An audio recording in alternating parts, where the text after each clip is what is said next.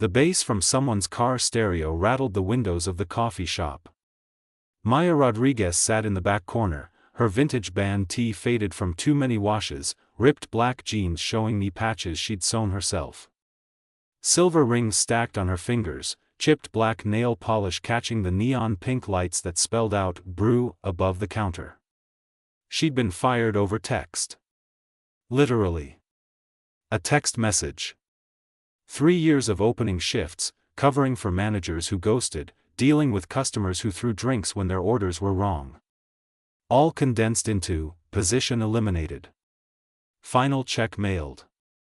Thanks for your service. New Year's Eve. They couldn't even wait 2 more days. Her phone screen showed her bank account, $47. Rent was due in a week. Her little brother's medication cost $200, and their mom was already working doubles at the hospital. Maya had promised him she'd figure it out. She always figured it out. The coffee shop door chimed. A guy walked in wearing a black puffer jacket over a hoodie, joggers, and beat-up Jordans. Dark circles under his eyes like he hadn't slept in weeks.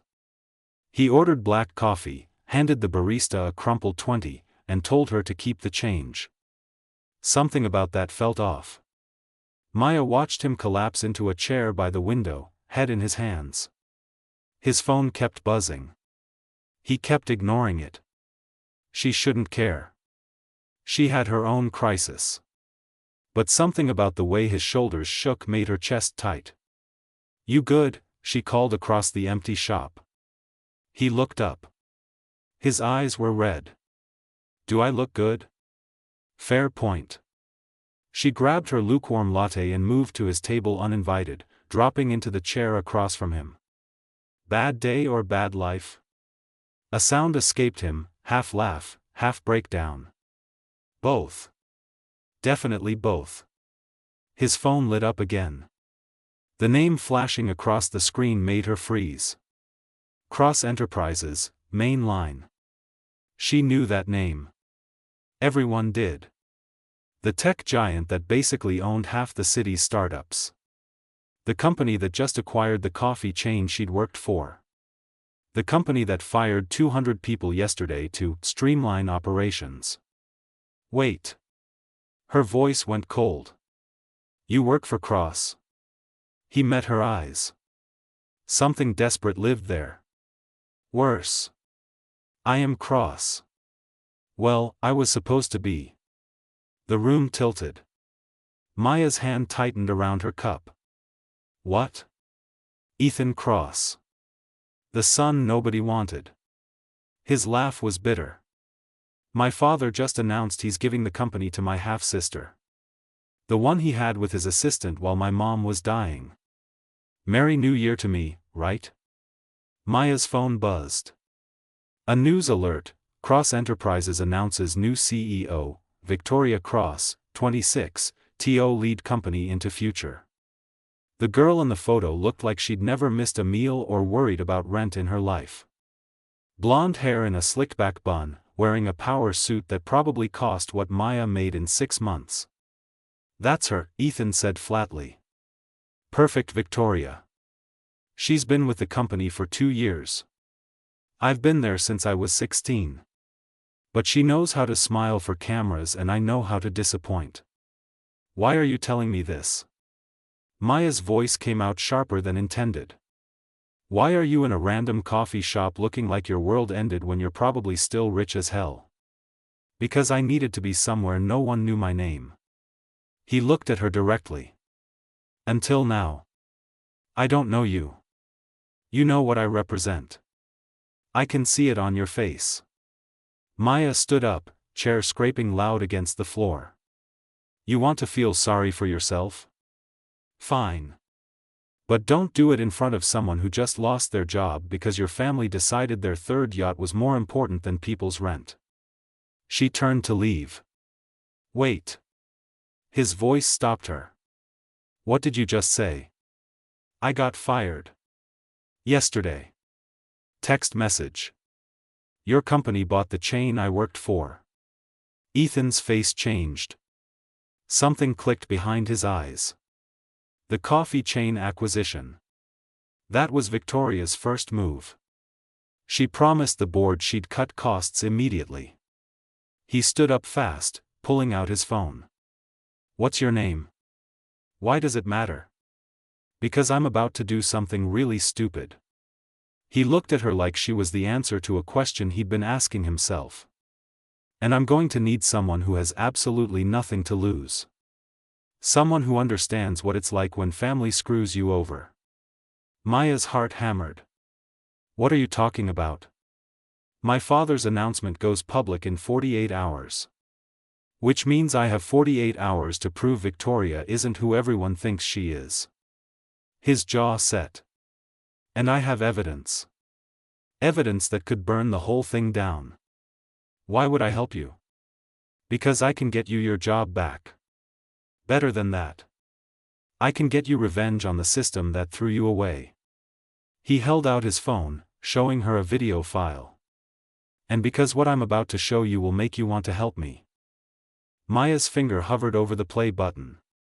Through the coffee shop window, fireworks started going off early somewhere across the city. Colors reflected in the glass between them. "Once you see this," Ethan said quietly, "you're in. All the way. And I can't promise it won't destroy us both." She pressed play. The video showed Victoria in a conference room, laughing with board members. Audio clear as day. "Fire whoever you need to. Make the numbers look good. Father only cares about the bottom line. These people are replaceable." Maya's blood turned to ice. "So," Ethan said, "you in?" Ethan's apartment wasn't what Maya expected. It was a loft downtown, sure, but messy in a way that felt human. Hoodies thrown over chairs, empty energy drink cans on the coffee table, vinyl records stacked against the wall like he actually listened to them. Floor-to-ceiling windows showed the city lit up below them, alive and chaotic. She stood by the window wearing her oversized thrift store jacket over her band tee, arms crossed. He'd changed into a plain white tee and sweatpants, barefoot on the hardwood floor. Somehow, that made everything feel more real. "Your sister really said that?" Maya turned from the window. "Just straight up admitted she was going to destroy people's lives?" "Victoria doesn't see it as destroying lives. She sees it as optimization." Ethan pulled up more files on his laptop, the blue light making his face look tired and too young for this. "I've been collecting evidence for months. She's been manipulating numbers, hiding deals, paying off board members to support her. And your dad just let her?" "My dad sees what he wants to see." Ethan's voice went flat. "She reminds him of himself. Ambitious. Ruthless. Everything I'm apparently not." Maya sat on the couch, pulling her knees to her chest. "So what's the plan? We leak this? Send it to the press? Not enough. She'll spin it. Call it fake. Deepfake technology makes everything deniable now." He closed the laptop. "We need something bigger. Something that forces the board to act before the announcement." "Like what?" "The New Year's Gala.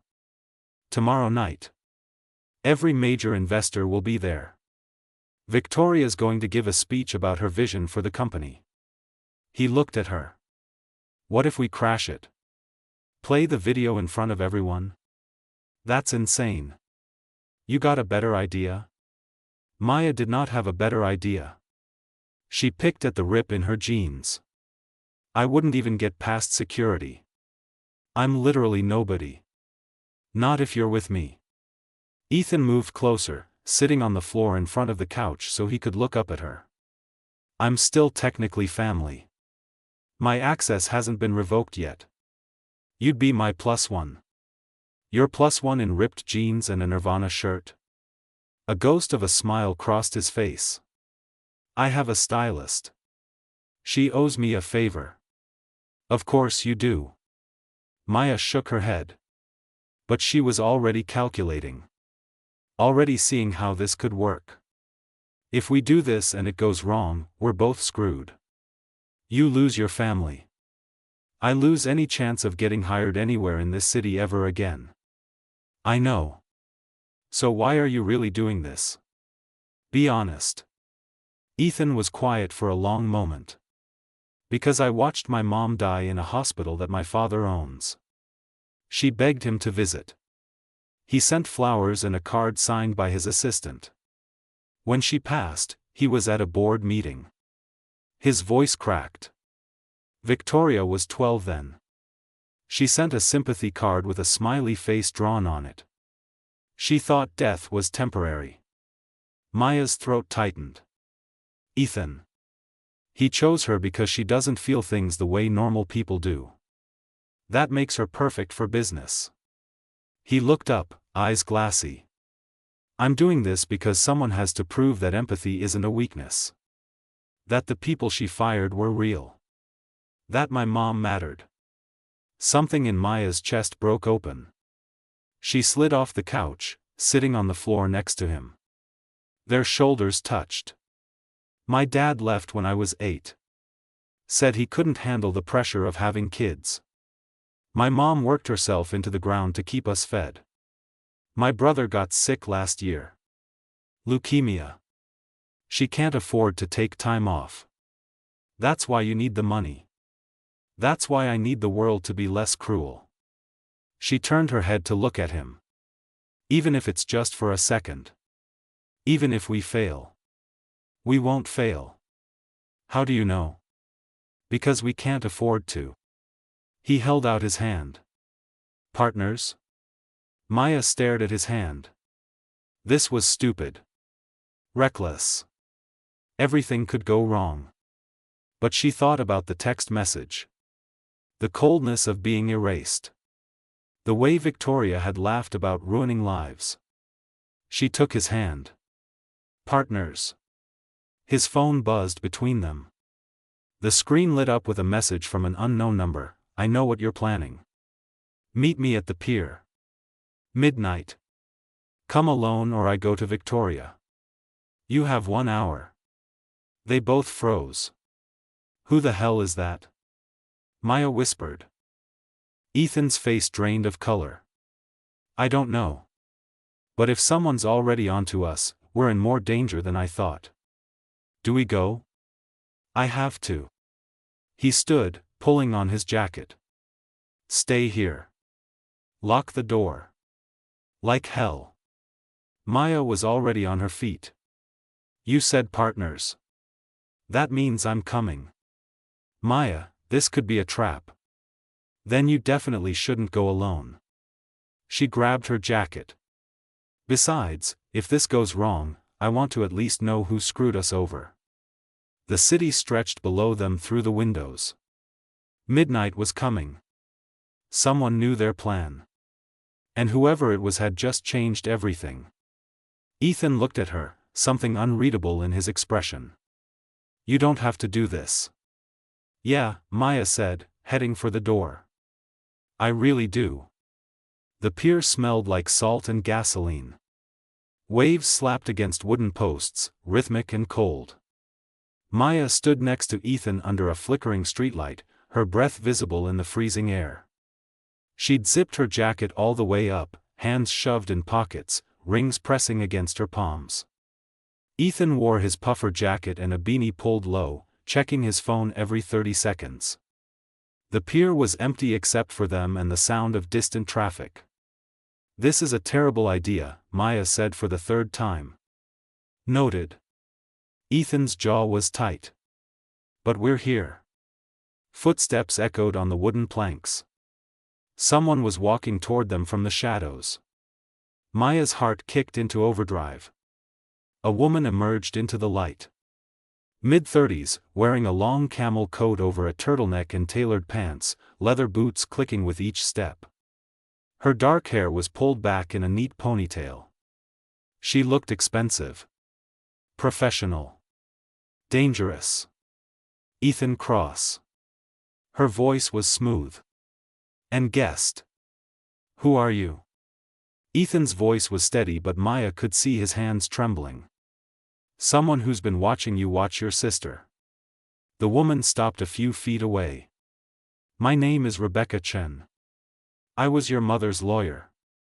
The air went still. Maya felt Ethan go rigid beside her. My mother's lawyer, he repeated slowly. Why would you threaten me? To get your attention. You've been sloppy, Ethan. Collecting evidence on unsecured networks. Meeting with this girl in public places. Rebecca's eyes flicked to Maya. What's your story? Disgruntled employee? Looking for a payout? Excuse me? Maya stepped forward. I'm standing right here. Answer the question. I got fired because of his sister's greed. That's my story. What's yours? Rebecca's expression shifted, something almost like approval crossing her face. Direct. I like that. She pulled out a tablet from her coat. Ethan, your mother came to me 3 months before she died. She knew your father was planning to push you out. She wanted to protect you. What are you talking about? Ethan's voice cracked. She set up a contingency. A trust. Legal documents that prove you're entitled to equal control of the company. But she hid it because she knew your father would fight her. Rebecca held out the tablet. I've been waiting for the right moment to give this to you. When you were ready to fight back. Ethan took the tablet with shaking hands. Maya watched him scroll through documents, his face going from shock to something harder. Determined. This is real, he whispered. This would actually work. It would give you leverage. Force the board to reconsider. Maybe even split the company between you and Victoria. Rebecca's eyes gleamed. Your mother wanted you to have a choice. Walk away or fight for what's yours. Maya felt something shift in the air. This changed everything. So why the cryptic message? Why meet like this? Because I needed to know if he was serious. Rebecca looked at Ethan. And I needed to see who he trusted. If you're planning to expose Victoria tomorrow night, you'll need more than a video. You'll need legal backing. I can provide that. What's in it for you? Maya asked. Your mother was my friend, Rebecca said simply. I watched her die alone because her husband was too busy building an empire. I don't want her son to lose everything she tried to protect. Ethan looked up from the tablet. If I use this, it's war. Victoria won't stop. My father won't stop. Then you better be ready for war. Rebecca pulled out a business card. Tomorrow night. 6 p.m. My office. I'll have everything prepared. Bring the video. We'll make sure the board sees both pieces of evidence. She turned to leave, then paused. Oh, and Ethan? Your mother left you a message. It's in the documents. Read it when you're alone. The sound of her boots faded into the darkness. Maya and Ethan stood under the streetlight, the tablet glowing between them. Do you trust her? Maya asked. I don't trust anyone except you right now. That hit different. Maya looked at him, really looked at him. Somewhere in the last 24 hours, they'd become something other than strangers. Something she couldn't name. We should go back. You need to read what your mom wrote. Back in the loft, Ethan sat on the couch with the tablet while Maya made coffee in his kitchen. She could see him from where she stood, his face illuminated by the screen. Whatever he was reading made tears track down his cheeks silently. She brought him coffee. Sat next to him. Didn't say anything. She knew, he finally said. She knew he'd choose Victoria. She knew I'd be hurt. But she wrote that she believed in me. That empathy wasn't weakness. That I'd find people who saw my worth. She was right. He turned to her. Maya, if we do this tomorrow, there's no going back. We're burning every bridge. I burned my bridges the day I called out my manager for stealing tips. I survived. She put her hand over his. We'll survive this too. What if we don't? Then we go down swinging. His phone buzzed. A message from an unknown number. They both looked at the screen. I know about Rebecca. I know about the documents. Meet me tomorrow. Noon. The penthouse. Come alone, Ethan. Or I tell father everything. It was from Victoria. She knows, Maya breathed. How does she know? Ethan's face went white. Rebecca. It was a setup. She works for Victoria. No. She had documents from your mom. How would Victoria have those? Unless Victoria's been planning this longer than we thought. Ethan stood up fast, pacing. Unless she wanted me to find the documents. Wanted me to think I had leverage. So when I show up tomorrow night, she can destroy me in front of everyone. Maya's mind raced. Or Rebecca's telling the truth and Victoria is bluffing. Trying to scare you into backing down. I can't tell the difference anymore. Ethan looked at her, desperate. What do I do? You go to the meeting.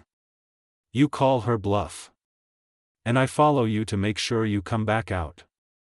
She said alone. When have we listened to what people tell us to do? Maya stood, moving to him. We're partners. That doesn't change because your sister tries to intimidate us. Ethan grabbed her hands. If something happens to you because of me, I won't forgive myself. Nothing's going to happen. We're smarter than her. We have to be. But neither of them believed it. Not really. Because somewhere in this city, Victoria Cross was already 10 steps ahead. And they were about to walk right into her trap. The penthouse was everything Maya hated. Glass and chrome and cold white furniture that looked like no one actually lived here. Victoria's space. All sharp edges and calculated design. Maya hid in the emergency stairwell across the hall, door cracked just enough to watch. Ethan had argued with her for an hour, but she'd refused to stay behind. Now she watched him knock on the penthouse door, shoulders squared like he was going to war. Victoria answered in a cream-colored blazer over a silk blouse, high-waisted trousers, hair slicked back in her signature bun. Diamond studs in her ears probably cost more than Maya's entire existence. She smiled at Ethan like they were old friends. Baby brother. Come in. Maya couldn't hear everything, but she'd given Ethan her phone with the voice memo app recording. He'd tucked it in his jacket pocket. If this went sideways, they'd at least have proof. Inside the penthouse, Ethan stood in the center of the living room while Victoria poured herself wine. The city sprawled beyond floor-to-ceiling windows, indifferent to whatever was about to happen. I know about Rebecca, Victoria said, not looking at him. I know about the documents. Mother's little insurance policy. Then you know I have grounds to fight you. Do you? Victoria turned, wine glass in hand. Those documents are interesting. But they rely on one critical assumption, that I haven't already gotten father to sign new paperwork superseding them. Which I did. Last week. Ethan's stomach dropped. You're lying. Am I? She pulled out her phone, showed him photos of signed documents. Their father's signature clear as day. He signed over complete control to me. Your mother's trust is worthless now. Why are you telling me this? Because I want you to understand something. Victoria set down her wine, moved closer. I didn't steal anything from you. You were never supposed to have it in the first place. You're too soft. Too emotional. You actually care about the people who work for us. That's why you'll never run this company. Caring about people isn't a weakness. It is when it costs money. Victoria's smile was cold. I fired those employees because they were expensive. I chose the bottom line. That's what leaders do. That's what monsters do. Call me what you want. I'm the one with the company. She pulled up another photo on her phone. But I'm not completely heartless. I have a deal for you. What deal? Walk away. Tonight. Sign papers relinquishing any claim to the company. In return, I'll give you $10 million and set up a foundation in Mother's name. You can run it. Help people. Do all that bleeding heart stuff you love. Ethan stared at her. You're buying me off. I'm giving you a choice. Take the money and live your life. Or fight me and lose everything. Father will side with me. The board will side with me. You'll end up with nothing. In the stairwell, Maya's hands clenched into fists. She could see the trap closing. Victoria was good. She'd thought of everything. What about the video? Ethan asked. The one of you telling the board to fire people? Oh, that. Victoria laughed. Ethan, I control IT. You think that video still exists on any server? I had it scrubbed the day after the meeting. Whatever copy you have is the only one. And without corroboration, it's just your word against mine. People will believe me. Will they? The unstable son with the dead mother, bitter about being passed over? Or the composed daughter who's been successfully running operations for 2 years? She tilted her head. Who would you believe? The silence was crushing. Maya wanted to burst in, to do something, but she forced herself to stay hidden. To trust the plan. I need time, Ethan said finally. To think about it. You have until tomorrow night. Before the gala.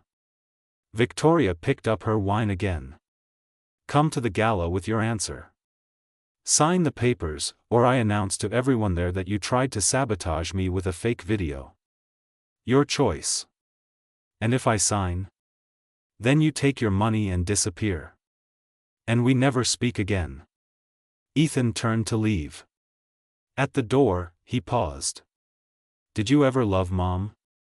Even a little? Victoria's expression didn't change. I barely knew her. She was gone before I understood what a mother was supposed to be. That's the saddest thing you've ever said. No. The saddest thing is watching you throw away your future for people who don't even know your name. Ethan walked out. Maya waited 30 seconds, then slipped out of the stairwell, meeting him by the elevator. His face was gray. Did you get it? She whispered. He nodded, pulling out her phone. Every word. Back at the loft, they listened to the recording 3 times. Each time, Maya felt her anger crystallize into something sharp and focused. She's right, Ethan said finally, sitting on the floor with his back against the couch. I can't win. Not legally. She's covered every angle. So we play dirty. Maya sat next to him. We still have the video. We still have this recording. We go to the gala, we play it all in front of everyone, and we let the court of public opinion decide. That's social suicide. For both of us. I don't care. Maya grabbed his hand. I'm done playing by rules written by people like her. She thinks empathy is weakness? Let's show her what happens when empathetic people get angry. Maya. Ethan turned to face her. If we do this, you lose everything. Any chance at a normal life. Any chance at getting hired anywhere. You'll be blacklisted. I was already nothing to these people. At least now I'll be nothing who told the truth. Your brother needs you. Your mom needs you. That medication isn't free. Maya's chest tightened. He was right. She'd been so focused on revenge, she'd forgotten about the real stakes. The real cost. Take the deal, she said quietly. Victoria's deal. Take the 10 million. Give me enough to cover my brother's treatment. Use the rest for the foundation. Help people who actually need it. What? No. Ethan, listen to me. She grabbed his face, forcing him to look at her. You can do more good with that money than burning it all down for pride. Your mom would want you to help people. This is how you honor her. By letting Victoria win. By being smarter than her. By choosing the fight that actually matters. Tears streamed down his face. I don't want to lose you. You're not losing me. I'll be right here. We'll figure it out. What about the gala? Maya pulled back, her own tears falling now. You go. You sign the papers. And I disappear before anyone connects us. No. No, Maya, that's not happening. It has to. She stood up, wiping her face roughly. Because if they find out about me, they'll use me against you. They'll say you were conspiring with a disgruntled employee. It invalidates everything. I don't care. Well, I do. Her voice broke. I care about you not losing what your mom wanted you to have. I care about my brother getting his medication. I care about you having a future even if I'm not in it. Ethan stood, closing the distance between them. You think I can just let you walk away? I think you don't have a choice. There's always a choice. He kissed her. Desperate and fierce and full of everything they couldn't say. Maya kissed him back, hands fisting in his shirt, knowing this was goodbye. Knowing tomorrow everything would change. When they broke apart, both breathing hard, Maya pressed her forehead to his. Go to the gala. Sign the papers. Save yourself. I'm not going without you. Yes, you are. She stepped back, grabbing her jacket. Because I'm leaving. Right now. Before I change my mind. Maya, wait. But she was already at the door. I'm sorry. For everything. She left before he could stop her. Took the stairs instead of the elevator. Walked out into the freezing night with no plan and nowhere to go. Behind her, Ethan stood in his loft, holding her phone with the recording that could destroy his sister. The recording that could save Maya's brother. The choice that would define everything. His own phone buzzed. A message from Victoria, Father wants to see you. Tonight. The office. Come now or the deal is off. Ethan looked at the recording. At the documents from his mother. At the empty space where Maya had been.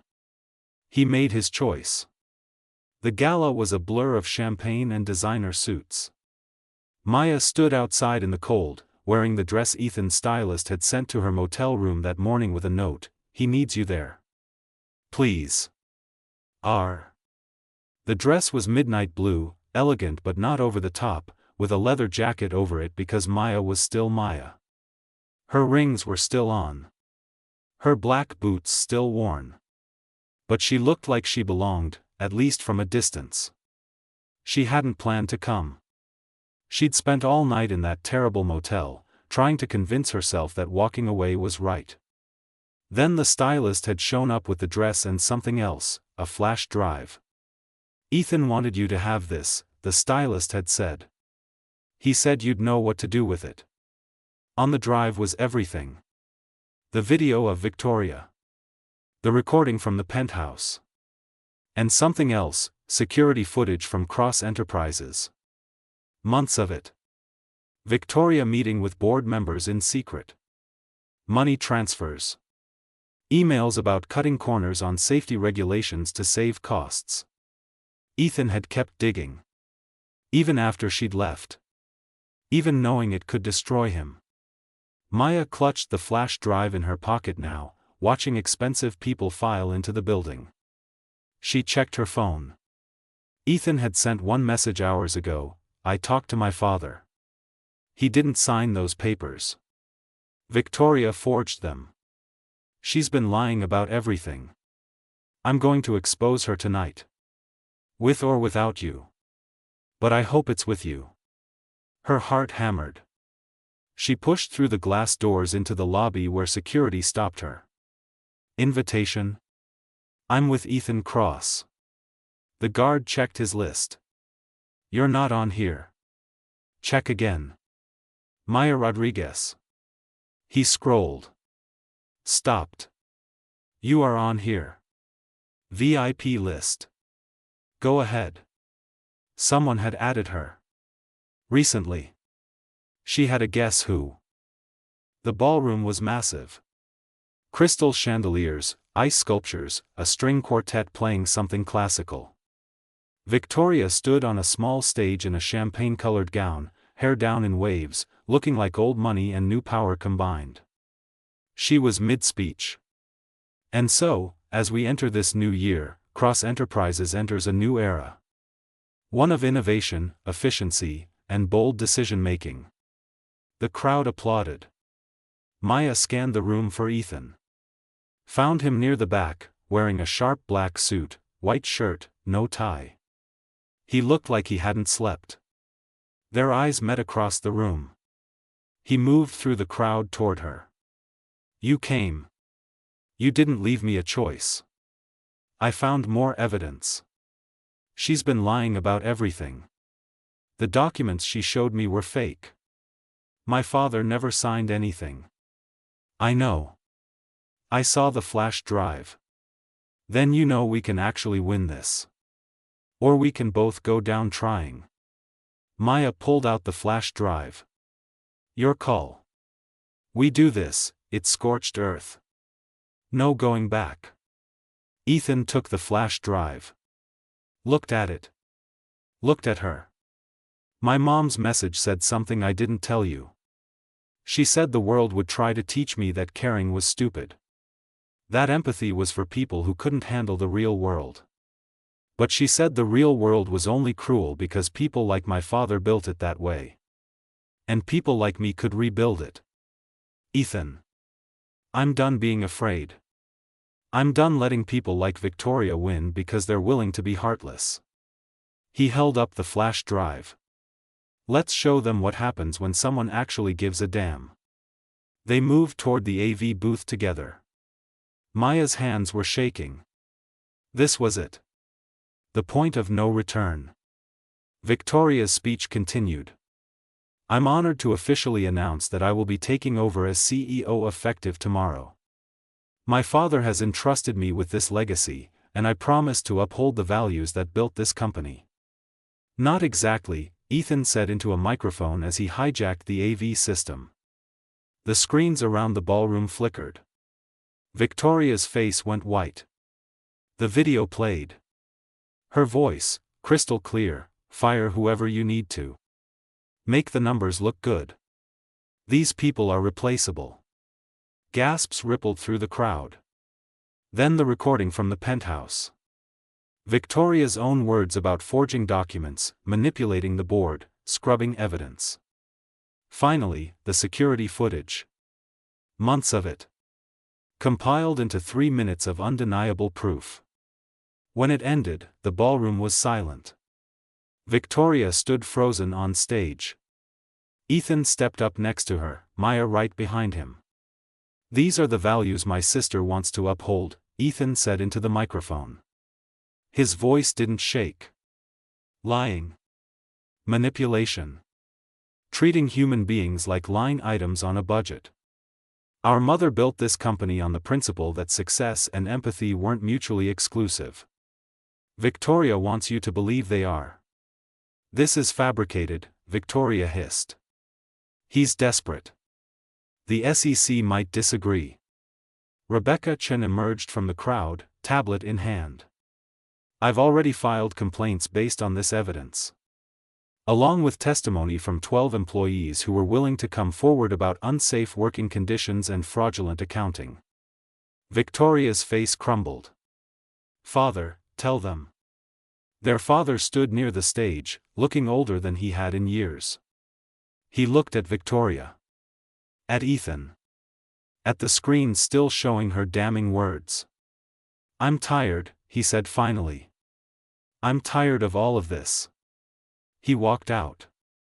Board members followed, murmuring. Investors clustered in groups, phones out, already calling lawyers. Victoria stood alone on the stage. "You've destroyed everything." "No," Ethan said. "You destroyed it. We just made sure everyone could see." Security escorted Victoria out. Maya watched her go, feeling something between triumph and emptiness. They'd won. But the cost was written all over Ethan's face. Later, on the roof of the building, away from the chaos below, Maya and Ethan sat on the ledge overlooking the city. The party had dissolved into panic and recriminations. Police had shown up. Reporters were camped outside. "What happens now?" Maya asked. "Board wants me to take over temporarily. Until they sort out the mess." Ethan laughed, hollow. "I don't even want it. I just wanted to stop her." "So what do you want?" He turned to her. "I want to build something different. Use the company's resources to actually help people. Create jobs that pay living wages. Fund healthcare for employees. Be the thing my mother dreamed about." "That sounds impossible." "So did this." He gestured to the building below them. "But we did it anyway." Maya leaned her head on his shoulder. "I still got fired over text. Want your job back?" "I want a better job. Chief of making sure you don't turn into your dad." "That's not a real position." "It is now." She sat up, looking at him. "I'm serious. You need someone who'll tell you when you're being an idiot. Someone who remembers what it's like to have $47 in the bank and rent due." "Okay. Okay? Yeah." Ethan smiled for the first time in days. "You're hired. Whatever salary you want. Whatever title you want. Just don't leave." "I'm not going anywhere. You're stuck with me." "Good." He kissed her, soft and sure. Below them, the city blazed with light. Ambulances and police cars and news vans. Chaos and noise and the beginning of something new. When they broke apart, Maya's phone buzzed. A message from her mom, "Hospital called. Someone paid for the rest of your brother's treatment. A full year." "Was that you?" Maya looked at Ethan. "Did you?" "I had Rebecca set it up this morning. Before everything." He shrugged. "Figured if we went down, at least your brother would be okay." Her eyes burned. "You're such an idiot. Chief of making sure I don't turn into my dad. You said it yourself." She laughed and cried at the same time. Kissed him again. Held on like he was the only solid thing in a world that had tried to break them both. 6 months later, Maya stood in what used to be Victoria's office. Now it was hers, Chief People Officer. Weird title. Important job. She'd redesigned the whole space. Plants everywhere. Art from local artists. Windows that actually opened. Ethan walked in wearing jeans and a hoodie, holding 2 coffees. Staff meeting in 10. The one about the new benefits package? The one where we announce we're cutting executive salaries by 40% and redistributing it to entry-level workers. The board's going to lose their minds. They can deal with it. He handed her a coffee. Kissed her forehead. "How's your brother?" "In remission. 3 months clean. Mom's crying happy tears every day." "Good." He smiled. "That's good." They walked to the conference room together. Past employees who smiled and said hello.